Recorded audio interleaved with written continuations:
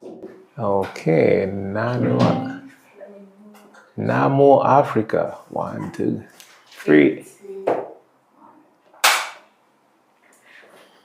Wow, wow, wow. This is once again DevCom Africa. And today we are stepping into the heart of Africa's natural identity, a continent whose future depends on how we protect its land, its waters, and its people. Just how inseparable is the conservation story from the story of nature and also economic development. All the way from the Congo Basin to the Okavango Delta, to Lake Tanganyika. We are talking about the Sahel drylands, to the coastline that makes up the Blue Economy Corridor. We are joined by one, Ademola Ajagbe. Right? I got it right, right? You got it right. Ademola Ajagbe. He is the Regional Managing Director at the Nature Conservancy. Welcome, Ademola. Thank you so much for having me. It's a pleasure to be here today, and you have a wonderful studio. Thank you, thank you. Are we climate smart? Are we conserving everything else? Absolutely. I mean, with the crew, amazing crew. You might not see them, but they have an amazing crew. Thank you, thank you. We're trying to shape Africa's development agenda, looking at what are the priorities, where is the agency, where are we doing well, where do we need more to put in more effort. But above all, it is just the centrality of communication. Are we communicating? Are we rallying communities? Are governments sharing the knowledge, the insights, and so forth? But before we get into it, Ademola, if you remember in the African setting, how did we do the storytelling? We used to do it in different ways, but I think the commonality is kids coming around the campfire in the evening, and you hear stories and stories and stories. I wish my daughters met that, but their generation is with screen. When I was growing up, there was little screen. If you had this screen, you're rich. You're a celebrity and you're rich. Exactly, exactly. And I like that you say it was always bringing children around a fire. True. And at DevCom, because you're trying to reenact how stories were told when we grew up. So it will be really an honor to give you this matchbox. Okay. For you to do one strike and light up the conversation. Oh, wow. This is special. I grew up with this. Okay. If you throw in, it should be able to. Let's see. One more time. One more time. That's it. Oh, it went off. Okay. We'll try one more time. One more time. Let's see. Maybe put it a bit close to the gel. Okay. Either in the studio or outside the studio, we have to make sure this works. I tell you. Okay, let me see. I think they say the woman's touch. Yeah, so let's try it. It's coming up. Oh, it's coming. It's coming. Okay. It's coming. There we go. So maybe we put it on this other side also. It's coming. There you go. Oh, yes. Wow. I think this was your area of expertise growing up. I like the way you're trying to cover the matchbox so that it doesn't go off. Wow. Okay. Fantastic. Fantastic. Wow. Another thing we used to do. I don't know about the community you grew in, but in Kenya, every household had a drum. True. Is it similar? Because the African culture is one. It's exactly the same everywhere. And I'm from Nigeria, by the way. Southwest Nigeria. And we have something called talking drum. You can literally beat it, and people can follow the rhythm and tell stories with the talking drum. Wow. If you've never tried it before, look for African or Nigerian talking drum. Okay, we'll look into the Nigerian talking drum. But first today, we want to hear your beat, Ademola. Is it a beat of nature? Is it the Nigerian beat? Is it the agency beat? Is it the rhythmic beat? Let's see. Give us a bit. You have like about 20, 30 seconds to give us a very consistent rhythmic beat. Okay. Then you will tell us what it means. Go ahead. I wish I could give you Afrobeat.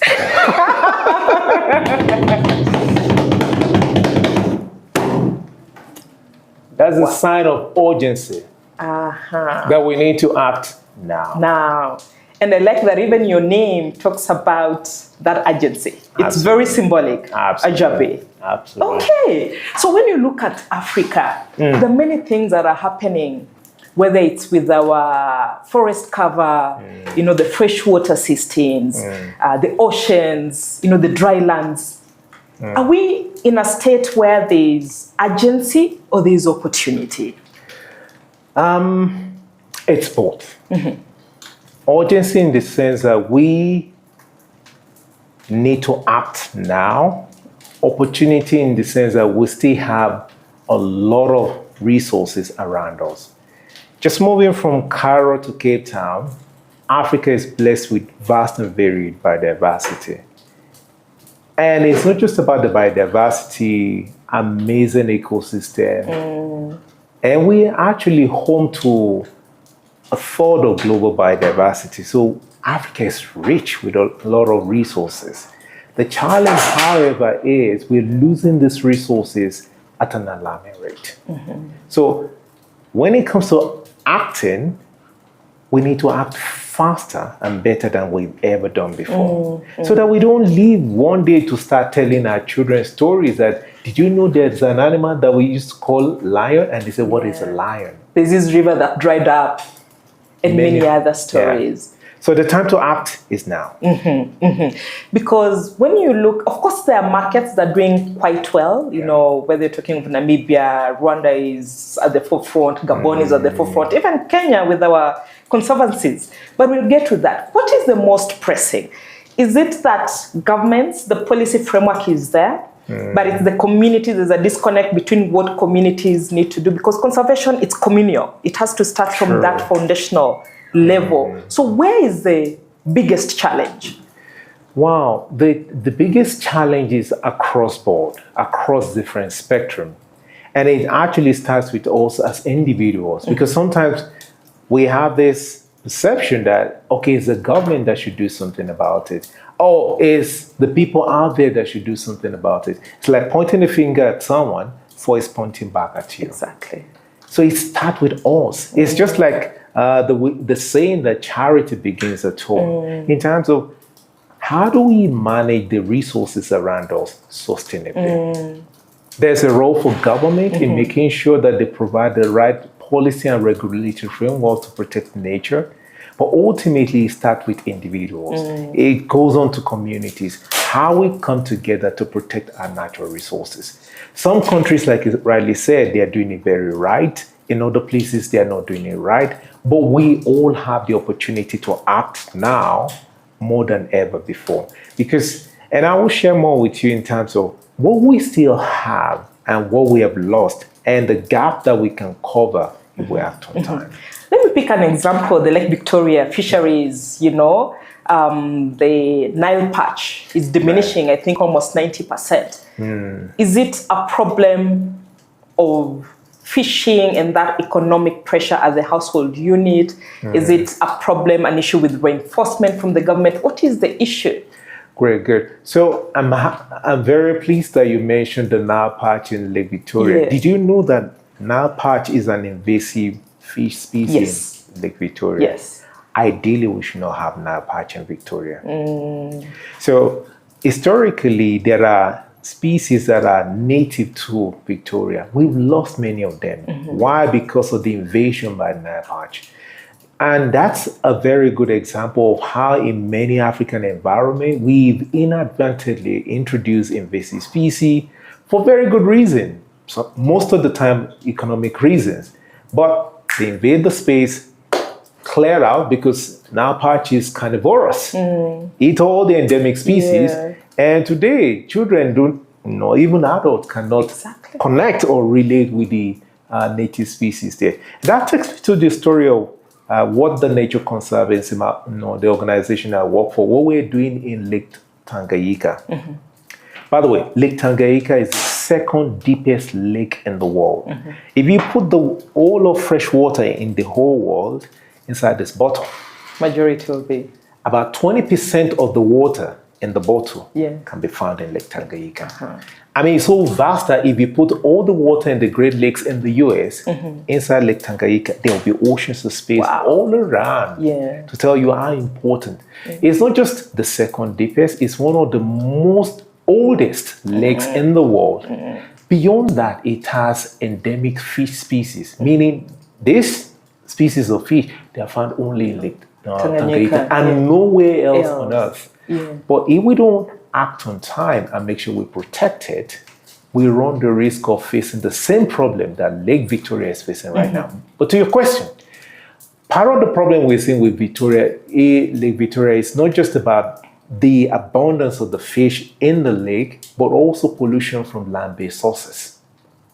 Part of the pollution is, stems from agriculture runoff, and this is not just about the soil, but also the chemical input, being used in the agricultural or productive landscape, running into Victoria. And you have all sort of blooms there that reduces the oxygen in the water and makes it toxic. And even industries, there's a lot of dumping into our water sources. Absolutely. And it goes back, Ademola, I tell people there's something, I call it the African spirit. Whether it's an element of not understanding the cost or understanding the crisis we are creating for our future generations, or it's just ignorance, or I don't know how to call it. Because the issue of even dumping, industries dumping in our water sources, it's something we've grown up, it's been there, it's still there. The dumping is even getting higher. What needs to be done to put a stop to these vices? So number one is understanding the role of science. Because sometimes people will say, okay, we can dump it there.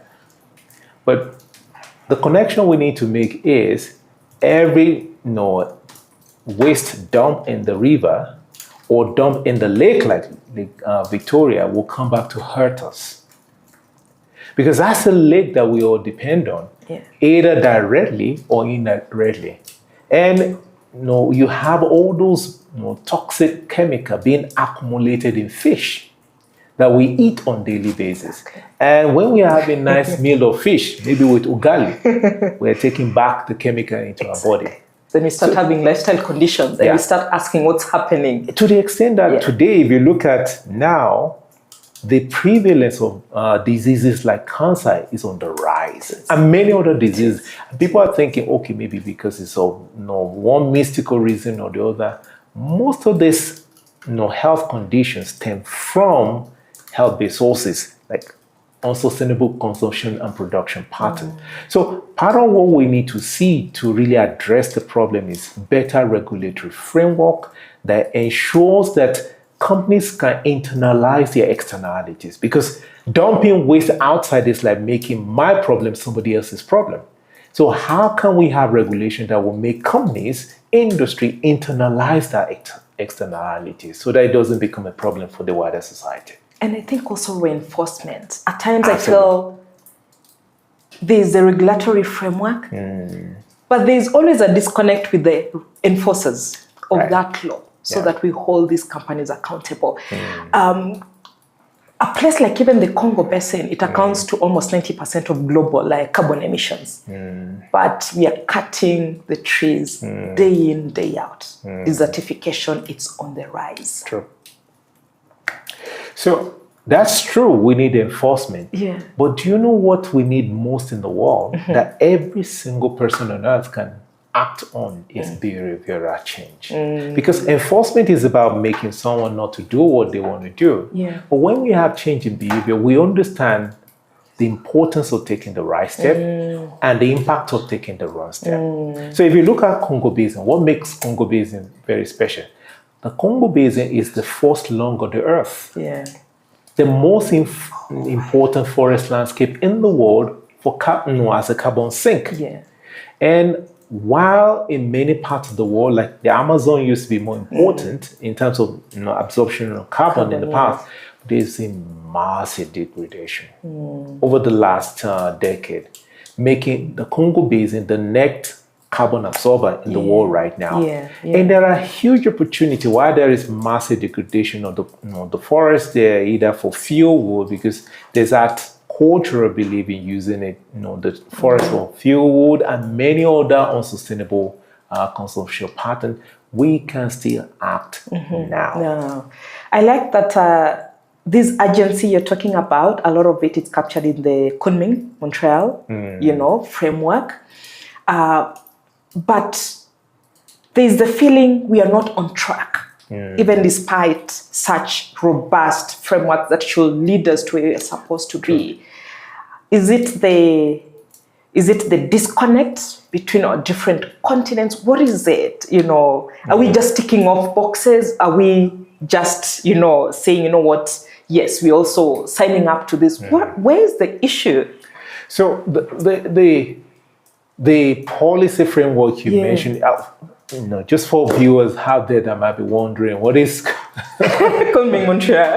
Kunming Montreal and all this, it's about United Nations decision on how we can better protect natural resources, how we can address issues of climate change. And these are decisions made by the global community. Almost 200 countries coming together to say, okay, we're signing up to this commitment. Because conservation is borderless. Absolutely. And there's always that notion that, okay, is this person, maybe it's a government not doing something right, is a global north. Of course, Africa, when it comes to climate emission, Africa emits about 4%.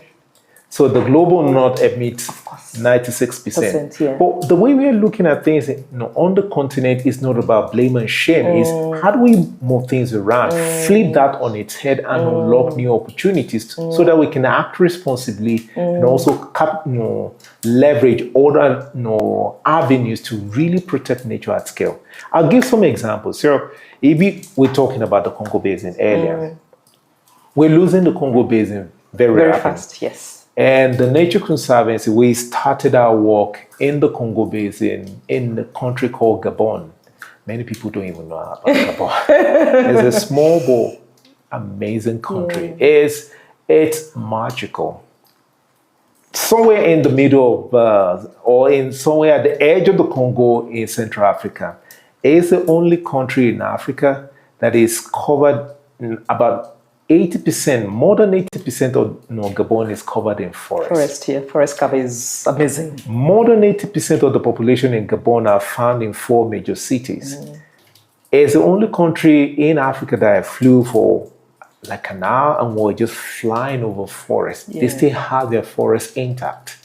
Really amazing. And what we're doing, we started our work by supporting sustainable fisheries with local fishermen, starting from the grassroots. Fast forward 10 years later, we're supporting the government of Gabon to do what no country on earth, not even just in Africa, on earth has ever committed to do. Where is that? The Gabon government, which is really future-focused leadership, they've committed to protect 30% of their forest, 30% of their freshwater, 30% of their ocean by 2030. Wow. Literally setting the pace.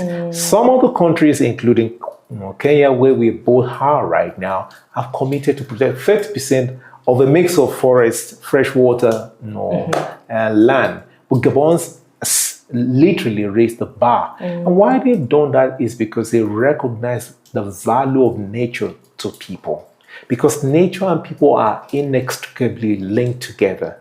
For us to have better planet health, we need to protect nature. And there are nature-based solutions that can unlock economic opportunities for us. So coming back to your point about we are making commitment, we're not delivering on those commitments. Now is the time to act fast. And in fact, the last climate convention in Belém in Brazil, some nations came together to make a pledge to the Congo Basin to the tune of $2.5 billion. And there's also some commitment made by even the government of Gabon about this target they've set. And we signed letter of intent for that with the Nature Conservancy and many other partners, which is truly remarkable. So while there's a lot of challenge around the world, we've seen some Good progress. Progress Yes. that we can scale. And I like you talk, when you're talking about Gabon, of course, it's known for its community approach. There's that ownership from the community level. Yeah. So it's a win-win, because at times conservation is seen as a threat to economic development. And we'll come to talk about our rivers, the irrigation, and many other things. But for Gabon, another country like Namibia, they've hacked it regarding the approach to conservation. Communities are seen as a critical pillar of that conservation process. So there's a restoration. Community is able to engage in the income generating activities, but within restrictive framework that does not really harm. But do you agree? Do you feel that economic development and conservation, they're actually at conflict, or we are not balancing on the continent? Very good question. So there's that notion that there's kind of rivalry or imbalance between conservation and community development, which is not true. Literally, conservation can actually catalyze economic development through nature-based solutions. And we've seen some examples right from the grassroots to national level, even to regional level. If I give the example of where we are right now, Kenya, we have an island, Lamu, called Pate. We're supporting some amazing local women to support mangrove restoration. And you might wonder, what is special about mangrove? Because in many communities at the coast and in many parts of the world, people are literally cutting mangrove, seaweed. They're cutting them, removing them. Yes. And in fact, in West Africa, there's a part of West Africa, I won't mention the name of the country, where people believe that if you use mangrove to smoke fish, the flavor of the fish is amazing. Of course, we can benefit sustainably from nature. The only thing is to make sure that the extraction of nature is sustainable. But coming back to this amazing woman, restoring mangrove vegetation, the advantage of that is they're using nature-based approach to protect their community from environmental catastrophe like coastal erosion. We've seen that in many parts of Africa, even beyond, where you can have a cyclone and it wipes out an entire coast and moves all the way inland, destroying different countries, destroying livelihoods, loss of life too. Meaning we can actually use nature-based solution to protect ourselves, but also to catalyze economies as well. I love you talk about that country you do not want to mention, because another barrier, it's the element of cultural beliefs that comes with a lot of misconception, even religious beliefs, but also just political propaganda at times, Is it a big threat, or these are setbacks that can be dealt with, already they're being dealt with? Well, there are opportunities now in terms of sharing the right story, giving the right narrative to see how nature and people are thriving alongside, how nature is actually enabling economies more broadly. Let me share the story of one of our projects that's very important for all of us based here in Nairobi. Did you know that, and I have this very nice bottle here with water. I'm almost very sure that the source of this water is Abadeas. So Nairobi has a population of 7 million. Maybe it's more than that right now. The statistician will confirm that. But more than 90% of the water in Nairobi comes from Abadeas range.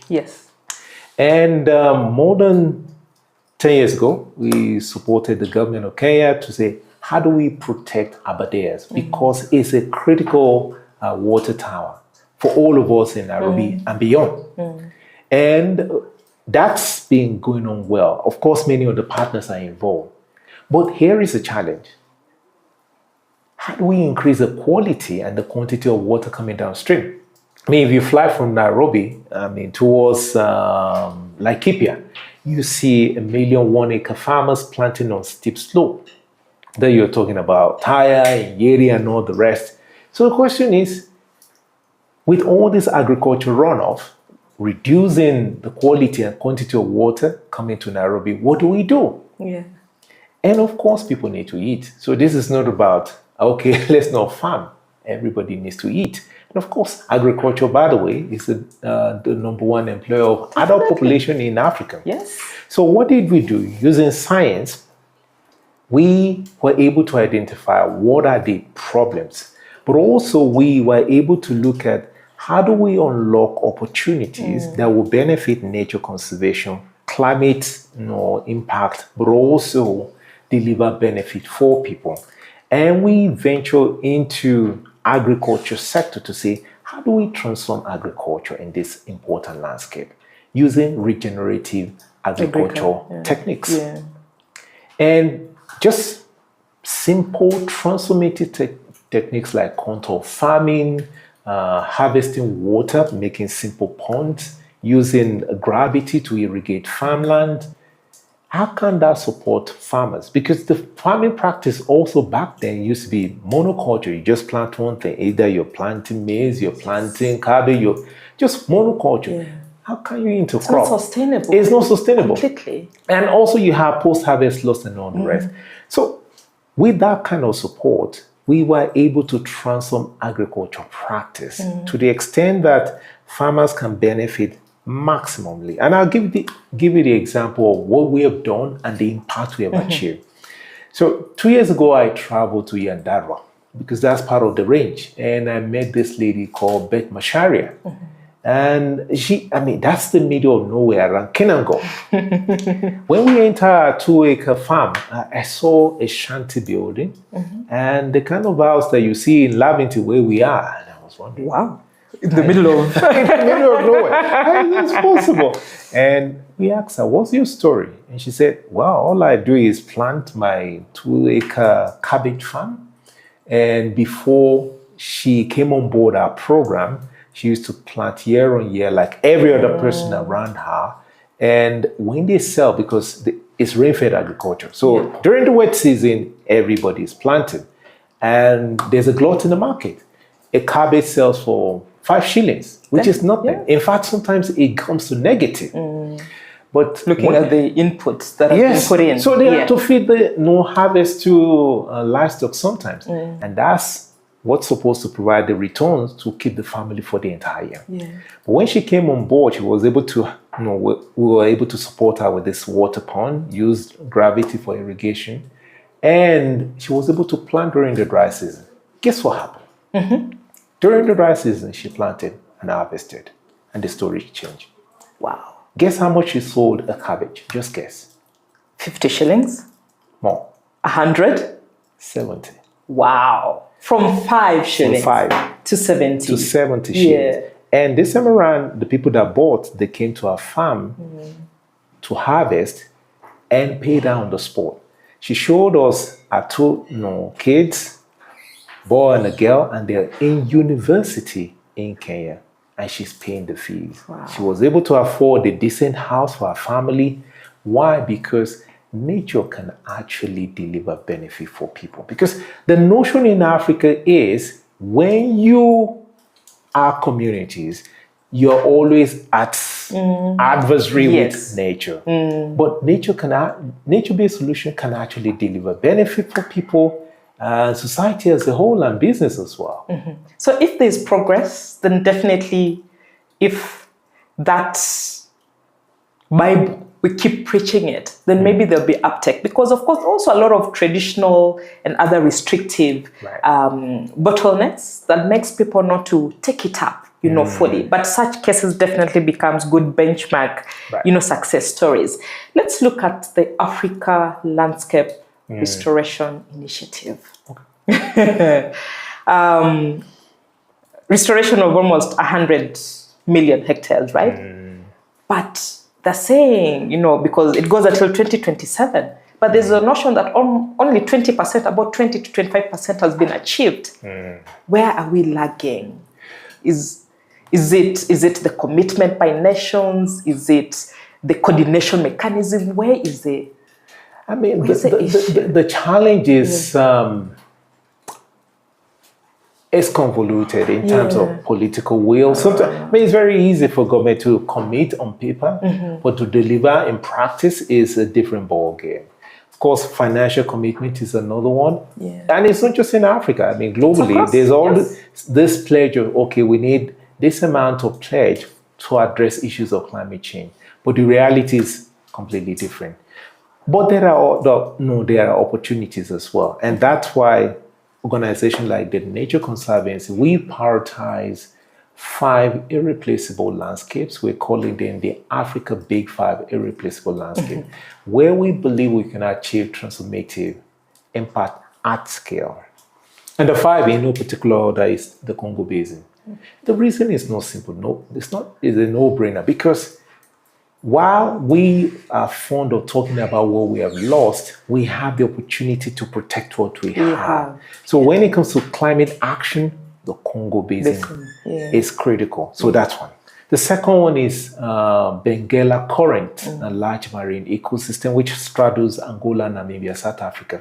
It has a phenomenal system called upwelling. Upwelling is like, and I use the example of when I was growing up. I know here in Kenya we grow tea and coffee, but in West Africa we grow cocoa. And from cocoa you make chocolate. Yeah. So chocolate is, if you're having chocolate in the morning, it's like you pour chocolate in hot water or cold, whichever way you want to make it, it goes to the bottom. But you stir it with a spoon and it comes up. That's the way upwelling is. It's like stirring nutrients from the bottom of your cup all the way up. And when you have nutrients coming up, you have fish coming in, which makes that area, marine system, very important for protection.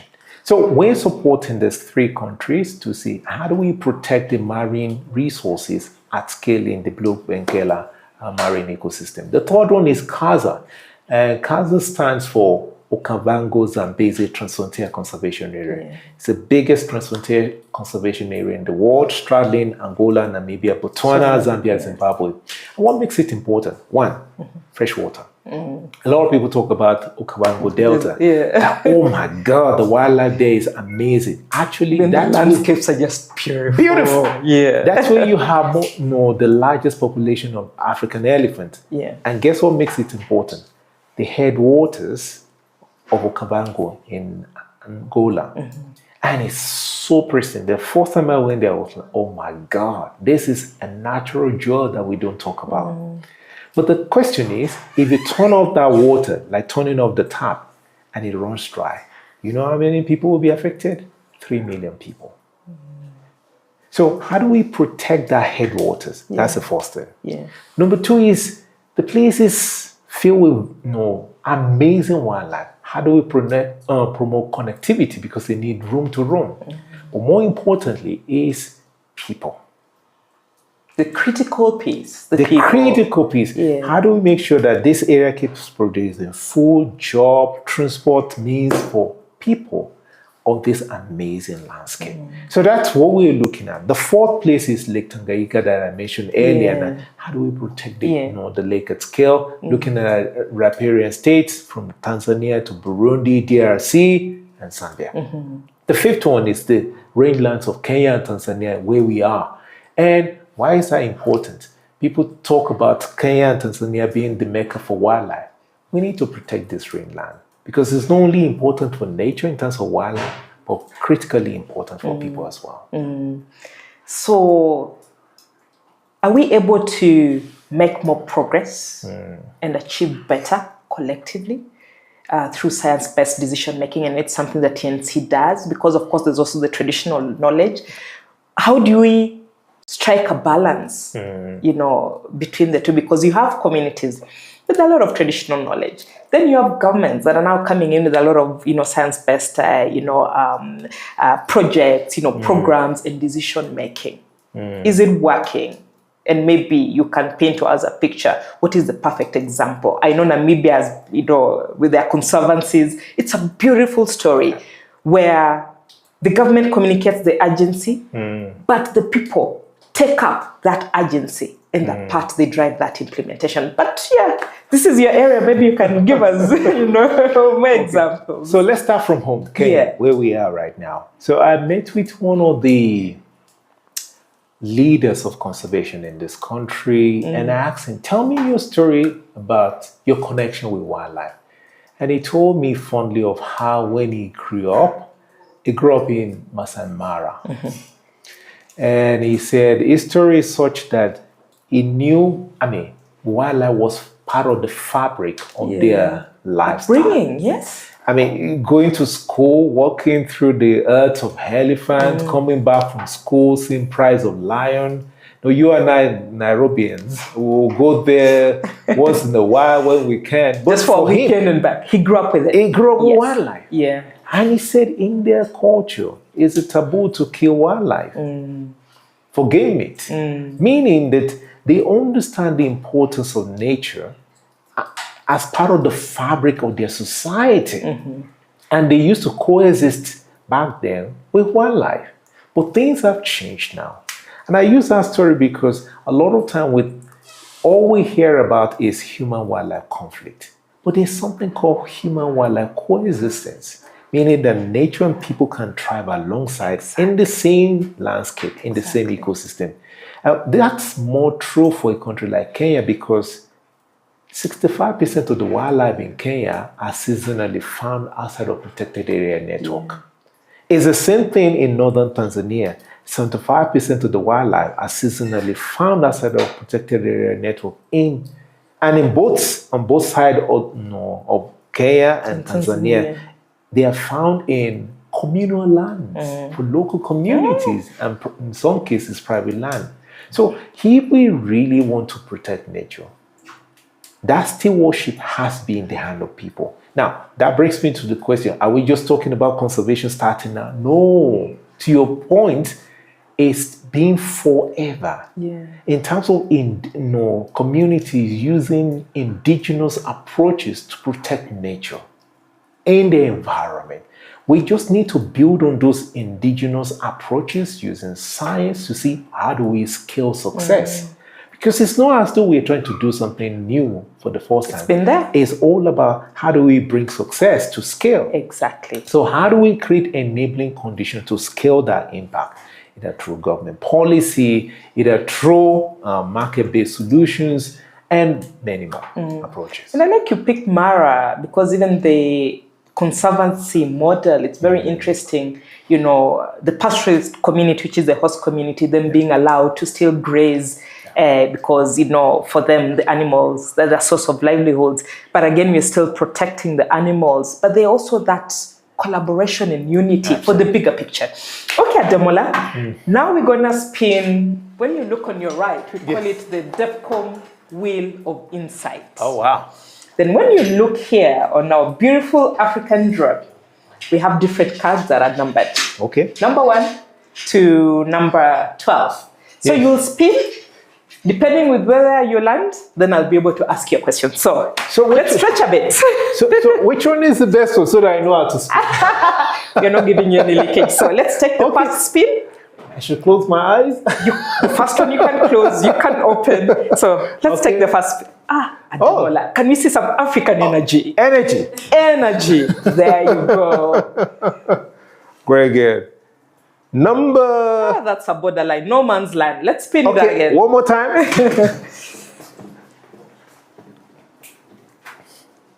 Borderline again. Or 5. No man's land. Okay. Give it another spin. I'm a global citizen now, so no surprises. Wow. Okay. Okay, one more time. One more time. Let's see. Let's see if you're lucky to land. 4. There you go. So number 4. Where are you? Number 4. Okay. Where is 4? Here. Yes. So it's a very interesting. Okay. I'm sure you'll enjoy it. So I'll ask you to pick just one card. Why is communication critical in implementing conservation policies? Wow, that's a very, very beautiful question. It is important because there are a lot of misconceptions. And communication is the tool that will help us find stories that travel. Yeah. And I will explain that shortly because there's a lot of narrative, negative perception about nature, about economic development, about many other things. And we need to find the right narrative and share by the right voices. So stories that travel, like I used to tell my colleagues, is how do we find stories of the lady I told you about, Beth Masharia, Yes. who has literally benefited from nature-based solutions, turning her lifestyle, turning her family, income all around, find such stories and using local voices. Because there's this notion that, okay, before we can achieve conservation, it has to be very expensive, it has to be very... Misconceptions. It has to be difficult, but there are simple, transformative steps that we can take that can change the game. Storytelling. But we need to find those stories and use local voices to tell those stories. I want you to read that word there, if you're able to read it. Okay. I need to... The heart of Africa beats in its stories. What are you talking about? Because, as I say, I will trust a fellow person who is doing it than a policymaker telling me you need to do. So it's how we frame these stories, and this is what DevCom really stands for. How do we tell African stories in a manner that will take the development agenda to the next level? Let's take another spin. Okay. I have to make sure it doesn't fall on the borderline. Okay. Oh, 6. Number 6. Okay. So once again, you randomly pick a card. Okay. How can technology empower rural communities in conservation? Very, very important. So technology is already playing a big game right now, not just in conservation, in every field of life. Look at M-Pesa. Yeah. Oh, yeah. Wow. Yes. You don't need to go to school. In fact, you don't need to have passed a school to use M-Pesa. Exactly. That mobile money platform has revolutionized access to funds all across Kenya, and the story is told around the world. Actually, globally, before we survived on, Western Union. Yes. Right now, a relative in the US is able to send you M-Pesa by web. The Western Union, you go through several orders, you have to leave your home, but from the comfort of your bed, boom, M-Pesa goes to any part of the world. Exactly. In the same way, technology is now helping us with conservation. I mean, we have programs like the water fund that I told you about. We're using drone right now. And AI. An AI. Yeah, since someone, monitoring. Absolutely. Amazing. How do we monitor? But beyond monitoring is how do we use the trend of that monitoring data to take conservation steps or inform policy on how we can do things better. It's very interesting. The other day we were in Meru, we went to Natural State, and they were taking us through their technology. Right. And I was so shocked that they've been able to capture different species of bird using, sensor, capture and AI, and they're able to name them. It's like, it's beautiful. But where are these stories? Where are they? Yeah. So it's about getting those stories out, because what they're doing with Bioacoustics is just using technology to be able to digitally sense what kind of species of wildlife. Either you're talking about birds, you're talking about animals, different species. How do you find their digital signature in the landscape? And how do you analyze the data to know what kind of wildlife can you find in the place? But more importantly is, how do you conserve them? Exactly. So technology is working wonders right now. Yeah. And we need to scale. And technology is the future. Yes. Even in conservation. 100%. Last spin. Last spin. Okay. If this is the last one, I have to pick the best question. Yes. 4. Should again? I go spin it again, since you've already done 4. So I've done 4, I've done 6. It has to go somewhere right now. Okay. 9. Okay. Where are you? 9. Wow. We have Where is 9 hiding? 3, 2, 11, 12. 7, 8, 10. Okay. Should, 9 seem to be hiding. So you'll spin it again. should we spin one more time? Yes. I hope this is not. No. So let's spin it again. We don't seem to. 7. 7. Treasure hand here. This is getting interesting. It is, right? Okay. Okay. Wow. What local communication traditions should Africa preserve? Local communication. Now, you know the beauty of Africa is we sometimes talk about Africa as maybe a community or a country. It's a continent, rich in culture, different people, different tribes and tongues. So I think it's really about understanding what works where and really preserving what works locally. Because it's also part of our heritage. I mean, just beyond conservation is how do we preserve our heritage so that our children and children unborn can know where they are from and what gives us that thing called heritage, identifying with our roots. Exactly. Yeah. It's amazing why we love this fire, and I'm happy to talk about the fire. Our elders used to talk to us about wisdom and African heritage. And some of those stories, like personally, I still have them because I think the setting was so unique and also the delivery was so unique. Take your seat, Ademola. Then we'll quickly transition to, these are just very brief questions. Okay. Let's go. Where do we start? Let me see. One word that defines Africa's sustainability future. My view is, if I'm to sum it up in one word, is possible. Possible. Okay. And the reason is simple. Yeah. A lot of time we feel that we've lost everything, there's no hope. That's not true. I mean, just based on a few points I've shared with you, there is opportunity to transform Africa using nature-based solution. But it's not just about transforming Africa, but also to leapfrog Africa using nature-based solution. And maybe I should even share a story of one of the things we do at the Nature Conservancy, which really brings change to the table, is using sustainable finance for nature. The reality is philanthropic capital cannot protect nature at scale. It's shrinking. In Africa. Yeah. No government has adequate resources to protect nature. So one of the things we do is using nature-based solution based on market-based instrument to support conservation. And there are different examples we've tried. One of it is debt for nature swap. And in a very simple term, debt for nature swap is like remortgaging your house. Yeah.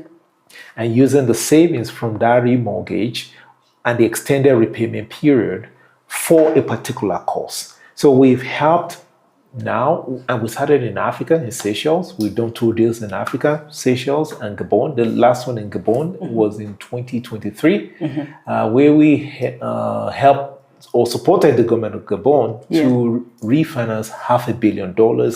And that helped to unlock $163 million for ocean protection, but also transition from a brown economy, oil-based economy, to blue and green economy.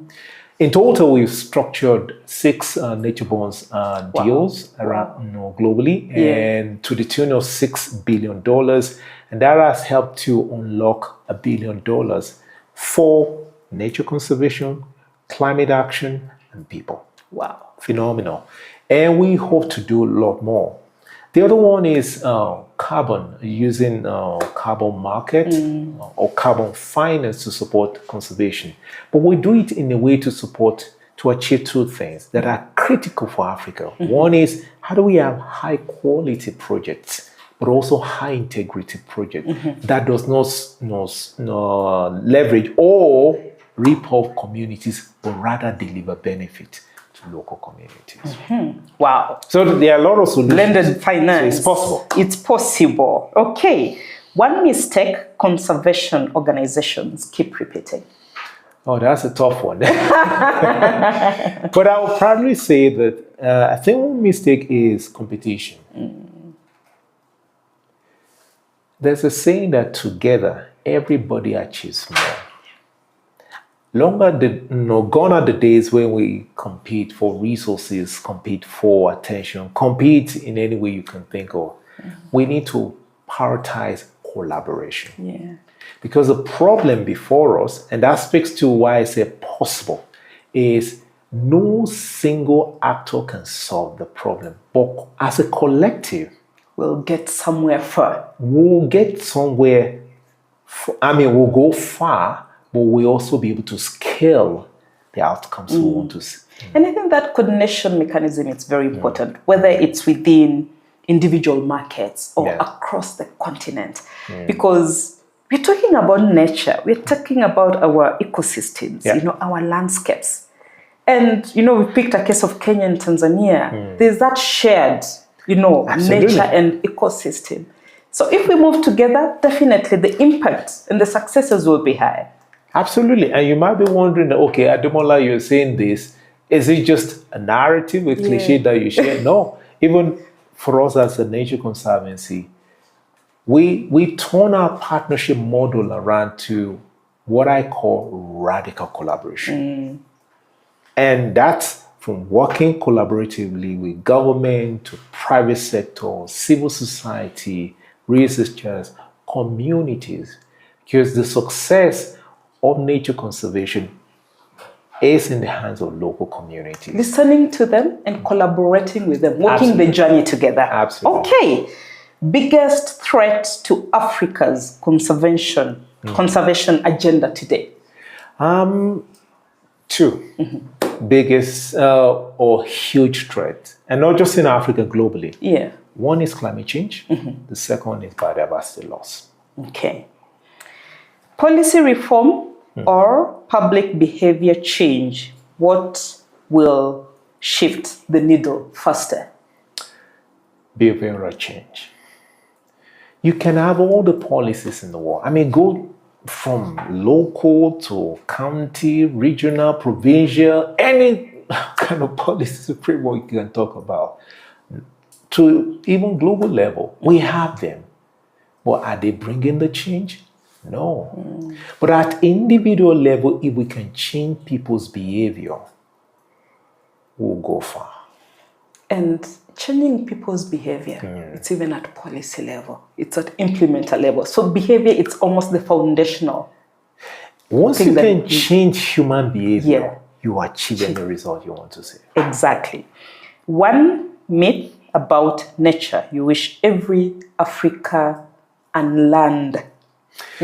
Well, when it comes to myths, there are many myths. And I'll tell you a very humorous story. So when I was doing my master's, I did my master's in conservation biology at the University of Jos in Nigeria. But they had a research center called AP Leventis Ornithological Research Institute. And it was affiliated with St. Andrews University, Oxford University, and the University of Lund. So we have faculties coming from different parts of the world. But the qualification was given through University of Jos. I remember one day I went to spend the weekend with my auntie. The African thing. Yes. You connect with your people. You remember your roots. Yeah. And at night, because my specialty was in ornithology, study of birds, I had an owl, barn owl. So I ran out with my pair of binoculars to look at the barn owl. My auntie ran in to pick a barbel because she said that's a sign of bad omen. Yeah. Because the mythical perception is when you hear a barn owl, it means it spells doom. Doom, yeah. But for me, it's like, that's a bird. Now, what I want to bring out is there's a saying that what Africa doesn't understand, they mystify. I don't believe in that. But there's an element of truth in it. I think we need to unravel some of the myths and really get to understand how we can change the narrative, find that the stories as travels, and really find solution for ourselves.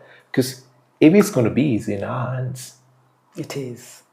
And we cannot finish without talking about Ethiopia's church forests, the Orthodox Church, what they're doing, protecting the forests around the churches. Very interesting model.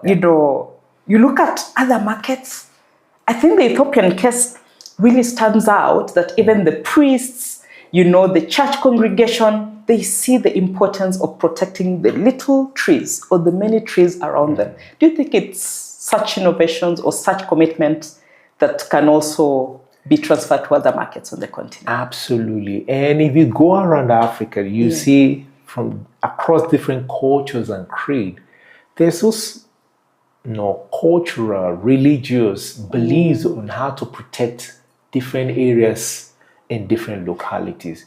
And guess what? Most places that they target are water towers. But a lot of time, most of us that grow up in cities don't know the importance of water towers. And they're the fabric that connects all of us together, because nature, all life depends on water. Water is life. Water is life, literally speaking. Yes. So, to your question, yes, we need more of stories about how through culture, through religious belief, we can protect nature. But more importantly is, how do we scale that model? So we've talked about communities, Ademola, but there's a critical stakeholder that we rarely see a lot of investment. These are schools. If you remember, whether it's history, it's geography, it's science, we learned it in school. Do we also need to relook our curriculum across the continent so that from a very young age, we're able to inculcate the elements of conservation in children? We don't have to grow to start reading or seeing big, we are seeing COP today or governments, but it becomes part of us like the Maasais. Do you think it will add value? Absolutely. Curriculum. Absolutely. Inclusion. We need to review our curriculum. Even beyond that is to start at home. In terms of helping children understand why we need to protect nature. A lot of times, and this is part of the misconception, we talk about what we need to do, how we need to do it. We don't tell people why we need it. The why. So I think it should start from home. The household unit. Okay. Finally, there is a canvas behind you. But before we get out, if you're to be given a blank check today, let's say by the African Union or by the World Bank, what are the two things you'll prioritize in Africa when it comes to conservation? Very good. I'll prioritize the campaign that the Nature Conservancy we're working on right now that will take us up to 2030. We call it One Future. Together we'll find a way. It's global, but we have the African aspect of it, because I know through that campaign we can make change at scale. And this is not just about one organization. It's how do we harness the power of many so that together we can go beyond, really move the needle in the game of conservation, move the needle in terms of nature-based solution, so that conservation can deliver tangible results for an average person on the street, or for nations, or for regions around Africa. There is one. You have a blank check for 2 programs.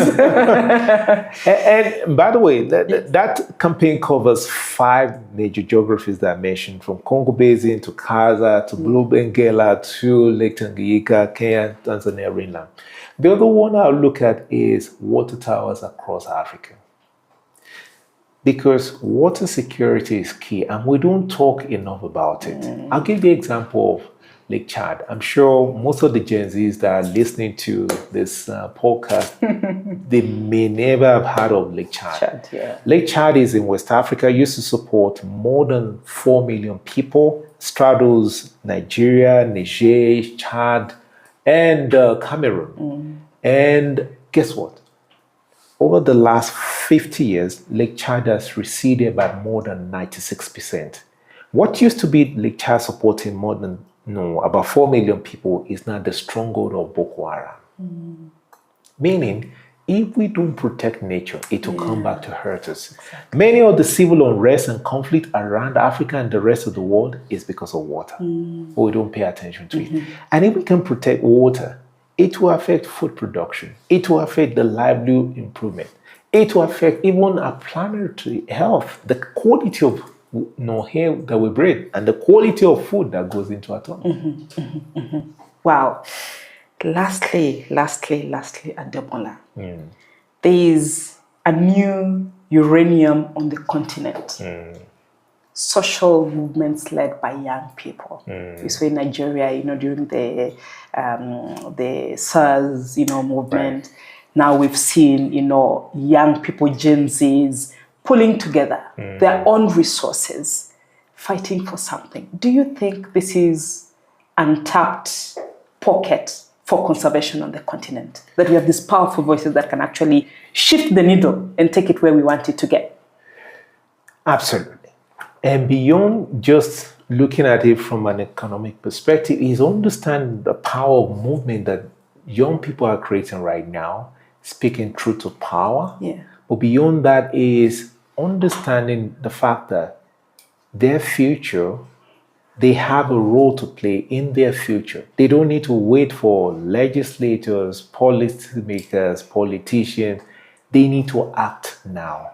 I think the key message that we're not paying attention to enough in what the young people are doing around Africa is urgency.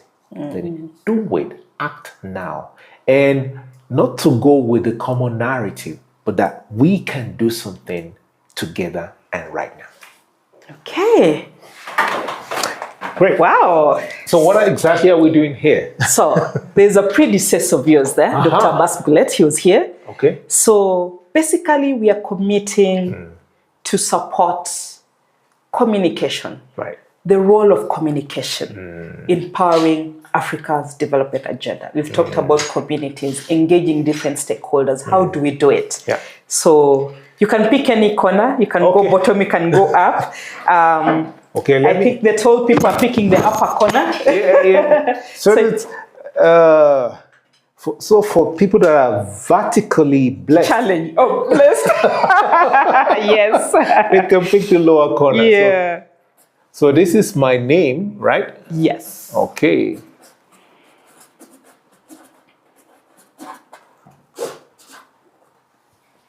Wow. That's the signature? Is that the signature? It's my name. Your name? Yes. Okay, interesting. Thank you. Thank you. Have a seat. Quite an interesting conversation. Absolutely. I think matters conservation, we cannot have them in one episode. We hope maybe as we progress, you'll honor us again so that we can pick another pillar and just unpack it. Because it's a very timely conversation, especially for the young ones. How do we help them to understand and be conservation champions? So we thank you so much, Ademola. Thanks for having me. Final word you want? You can look into your camera here. Very good. First, Noella and team, the crew, thanks for having me. It's been a pleasure to be here today. I would love to be back. And I think my word for all our viewers out there is change begins with you. Because a lot of time we think change is from somebody else, from government, is from outside. No, change begins with you. You, me, all of us can make change. And small steps can lead to big results. Just like the way they say, little drops make a mighty ocean. Let it begin today. Little drops and they become... Oh, wow, that was DevCom Africa. Until next time, someplace, we'll keep you posted over next episodes. We'll be discussing about power in Africa, the law, and the judiciary. Your guess is good as mine. So thank you so much, Ademola. We thank you. And all the best as you implement many things, that commitment of wanting to conserve our environment. We wish you all the best, and we'll do our little bits where we are. Karibu next time. Asante. Your little bit will go a long way, I'm sure. Exactly. Kidogo kidogo, kujaza kibaba. Yes. Step by step. So we have something little for you, director. Oh. This is a surprise. So we got you something little.